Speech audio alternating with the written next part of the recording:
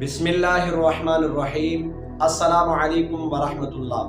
प्यारे भाइयों, आज हम सुनेंगे चिड़िया खाना हलाल है या हराम। प्यारे भाइयों, हदीस पाक में चिड़िया के मुतालिक आता है कि नबी पाक सल्लल्लाहु ताला अलैहि वसल्लम ने इरशाद फरमाया, जिसने चिड़िया या किसी जानवर को नाहक कत्ल किया तो अल्लाह ताला कल क़यामत के दिन उससे इसके मुतालिक सवाल करेगा। तो अर्ज की गई, या रसूलल्लाह सल्लल्लाहु ताला अलैहि वसल्लम, इसका हक क्या है?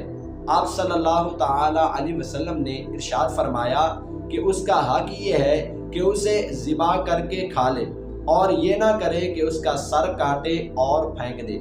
प्यारे भाइयों, चिड़िया भी हलाल परिंदा है, आप इसे ज़िबा करके खा सकते हैं।